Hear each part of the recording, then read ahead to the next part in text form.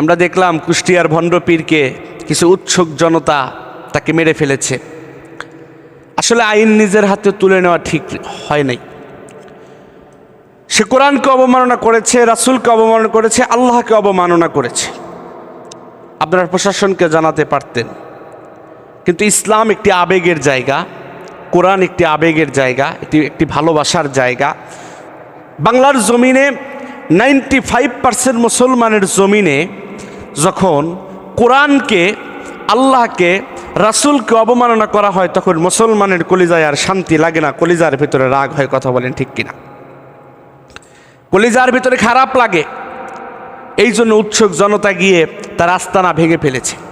আমি দেখলাম যে কিছু কিছু ভণ্ডরা, ফাজিল, দুষ্ট, বদমাইশ লোকেরা, তারা এই ভণ্ড পীরের পক্ষে সাফাই গাচ্ছে, না তাকে এইভাবে এগুলো করা ঠিক হয় নাই, হ্যান ত্যান কথা বলতেছেন তারা। আসলে মূলত তা নয়। আপনি যে ভণ্ড পীরের বিরুদ্ধে কথা বলতেছেন, প্রত্যেক রাতে তার নতুন নতুন একজন করে নারী লাগতো, নাউজুবিল্লাহ। আপনি যে ভণ্ড পীরের পক্ষে কথা বলতেছেন, প্রত্যেক রাতে তার গাঁজা সেবন করা লাগতো, নাউজুবিল্লাহ। আপনি যে ভণ্ড পীরের পক্ষে কথা বলেন, তার অপকর্মের লিস্ট যদি আপনার হাতে ধরিয়ে দেওয়া হয়, এই অপকর্ম পরে আপনি শেষ করতে পারবেন না। আপনি কিভাবে একজন ভণ্ড, একজন ইসলাম বিদ্বেষী, কোরআন বিদ্বেষী, ধর্ম বিদ্বেষীকে পক্ষে কথা বলেন? আপনার লজ্জা হয় না? লজ্জা থাকা উচিত।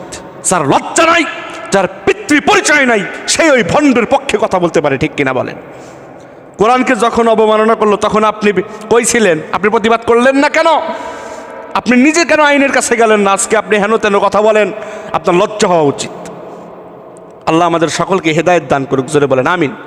কোনো ভণ্ড পীরের কাছে আপনারা যাবেন না, কোনো ভণ্ড দুশ্চরিত্রা মানুষের কাছে আপনারা যাবেন না।